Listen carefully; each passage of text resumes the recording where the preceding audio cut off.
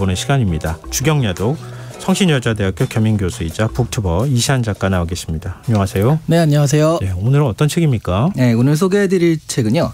처음에는 제가 이 책을 고를 때요. 네. 책의 재질이 너무 특이해요. 네, 이게 약간 보들보들한 느낌인데, 네. 그러니까 무슨 그 신발 껍질? 껍데기 같은 그런 느낌의 책이에요. 가죽 같은 느낌? 네, 약간. 네. 그래서 이거 특이하다 해서 골랐었는데, 네. 그리고 이제 읽다 보니까 주인공의 행보가 너무 궁금해지더라고요. 그리고 마지막엔 이게 진짜 책의 내용 그대로인가 의문스러운 점도 있어가지고요. 네. 정말 단숨에 읽어내려간 책입니다. 나이키 회사의 설립자이자 전 회장인 필 라이트가 쓴 책 슈독입니다.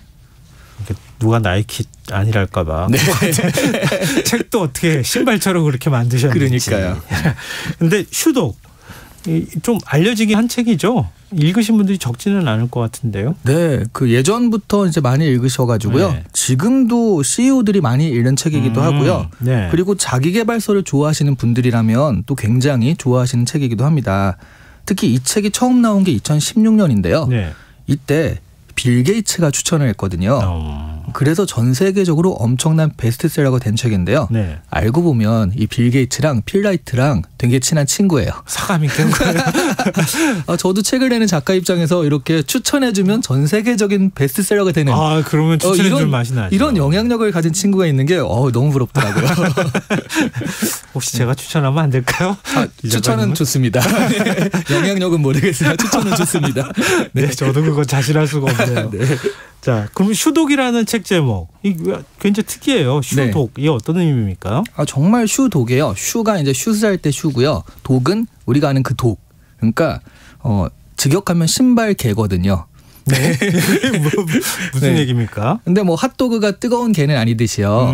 이게 실제 뜻은 신발에 미친 사람들, 뭐 신발 마니아 이런 정도로 이야기할 수 있을 것 같습니다. 네네. 필 라이트의 열정이 정말 이 슈독이라는 제목이 전혀 아깝지 않을 정도로 드러나는 책이에요.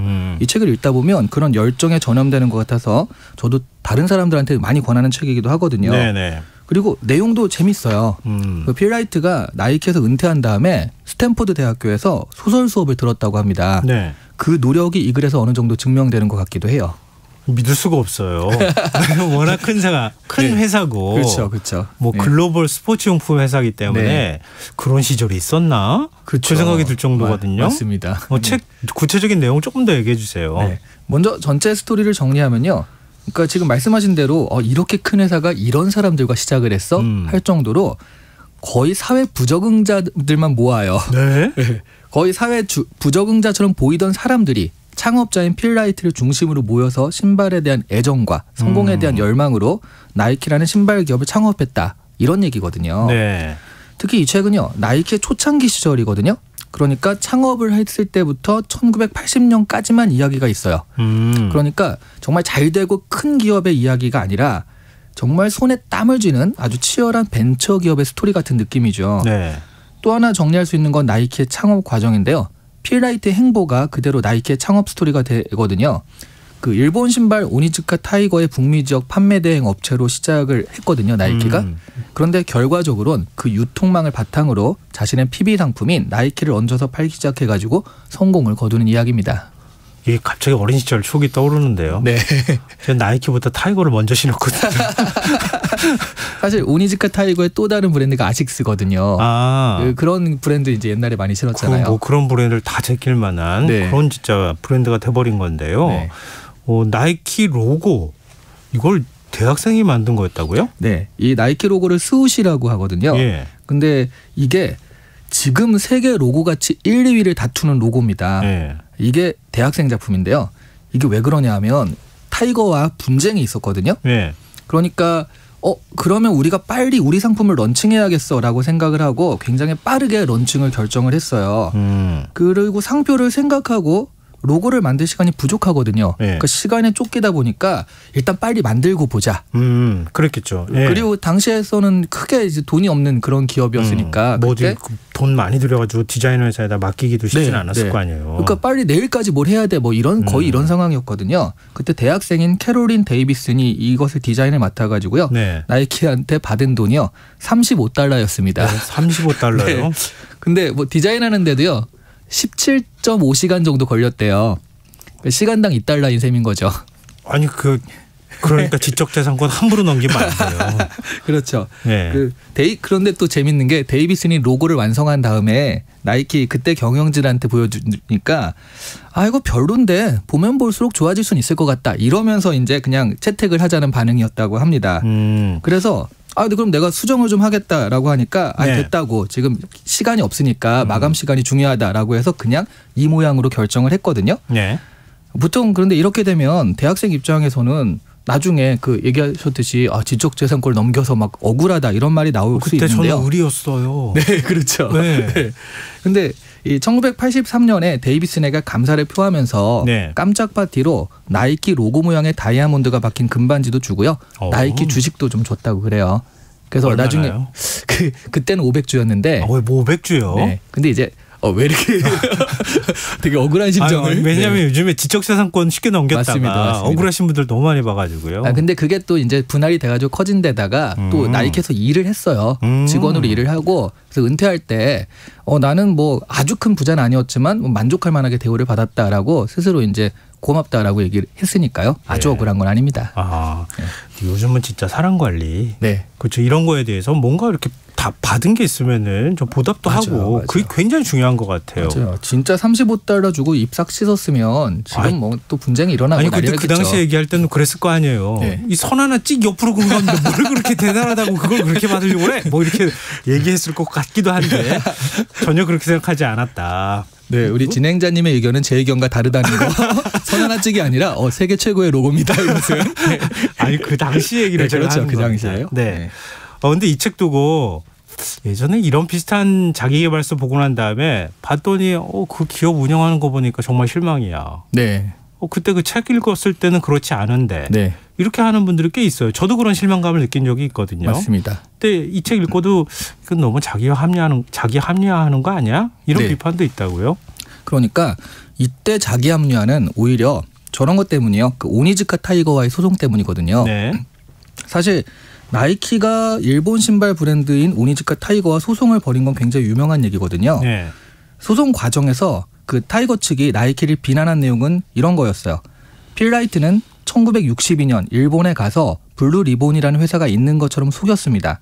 그리고는 이런 사기 행각을 계속하기 위해 속임수를 쓰고 절도를 하고 스파이를 고용하는 일도 마다하지 않았습니다. 이렇게 비난을 해요. 예. 그런데 이 책에서 보자면요.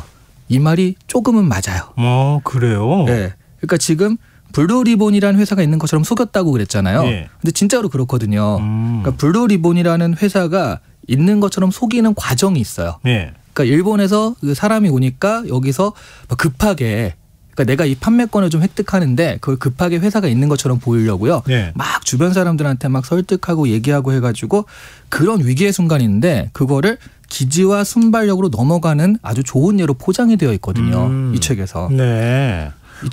이 책을 읽으면 나이키 쪽의 그 합리적인 제안과 구성에 대해서 오니즈카 타이거는 아주 탐욕적으로 신의 없이 움직이는 기업으로 나오는데요. 그건 어떻게 생각하면 미국의 입장이죠. 그렇죠. 네. 그리고 나이키의 입장으로 쓰여진 글이잖아요. 네. 뭐 이 글을 보면 그런가 보다라는 생각이 들긴 하는데요. 근데 사실은 유통만뿐만 아니라 나이키는 오니즈카 타이거와 디자인, 모델명까지 놓고서 소송을 벌이기도 했거든요. 네. 그 얘기는 어느 정도 이렇게 좀 베꼈다라는 얘기도 되는 거잖아요. 예. 그게 이제 법원이 나이키의 손을 들어주긴 했어요. 근데 그게 미국 법정이잖아요. 네. 미국이 자유무역주의 나라라고 생각을 많이들 하시는데요. 네. 사실은 철저하게 보호무역으로 큰 나라잖아요. 기업 간의 분쟁이 일어나면 미국이요. 거의 미국 기업의 손을 들어줍니다. 애플과 삼성의 분쟁이 있었을 때 삼성이 이긴 예는 거의 없거든요. 그런 걸 보면 또 나이키가 사실은 이 부분에서는 조금 스스로 좀 캥긴 곳이 있다. 이런 생각을 좀 할 수가 있고요. 그래서 이 책이 그런 면들을 좀 약간 미화하기 위해서 나온 것이다. 라고 뭐 그런 생각도 한다는 거죠. 솔직히 말씀하셔가지고 네. 진짜 조금 미화한 거예요? 아니면은 좀 지나치다 싶을 만큼 미화한 거예요? 되게 어려운 질문인데요. 적당하게 미화하고 있습니다. 야, 너무 정치적이신 것 같은데. 네. 근데 조금 많이 미화하긴 해요. 네. 자, 그래서 이런 논란 때문인가요? 책의 진정성을 의심하는 목소리도 있다고요? 네, 이게 나이키가 세계적인 기업이 됐잖아요. 네. 그리고 슈독이라는 책 역시 세계적인 베스트셀러가 되는데요. 네. 근데 2016년에 필 라이트가 은퇴하고 쓴 책이잖아요. 근데 굳이 1980년까지만 썼단 말이죠. 이 소송에 대한 이야기가 있을 때까지. 그러네요. 그 뒤까지 써도 될 것 같은데 한참 뒷이야기까지. 그 뒷이야기가 재밌는 것도 많은 게 얼마 전에 그 조던이랑 마이클 조던이랑 계약해가지고 그 에어 조던이라는 농구화를 출시하는 게 영화로까지 나왔잖아요. 그러니까 그런 부분들도 상당히 재밌는데 그런 부분들까지 안 갔거든요. 네. 그리고 이게 잘 됐으면 또 2편이 나와서 그런 부분을 하면 되는데 딱 이 소송에 대한 1980년까지만 책으로 엮어냈다.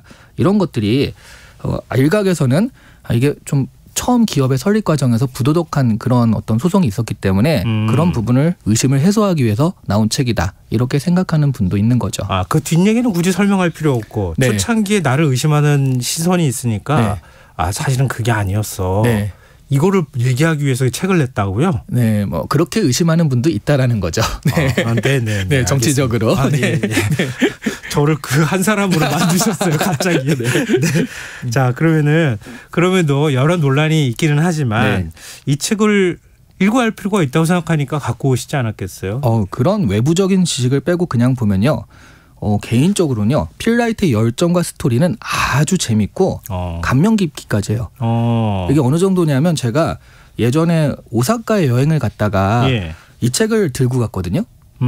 근데 오사카 여행까지 갔는데 이 책은 그러니까 뭐 카페에서 잠깐 뭐 누구 기다릴 때 이럴 때 읽으려고 들고 간 건데 너무 재밌어가지고요. 그러니까 여행을 하루 포기하고 하루 왼종일 카페에 앉아서 이 책을 읽은 적이 있어요. 근데 하필이면 일본 가수 가지고 가서 읽으셨어요. 그러니까요. 하필이면. 참 그 강변에서 좋았는데. 네. 그만큼 너무 재밌고요. 그리고 창업자의 열정.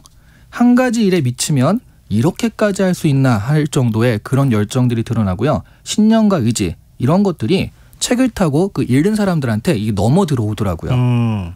이 책을 읽고 나면 정말 내 안에 꿈틀꿈틀 막 이런 것들이 일어나거든요. 열정이 전염된다는 것이 이런 것이다라는 걸 느낀 책이에요.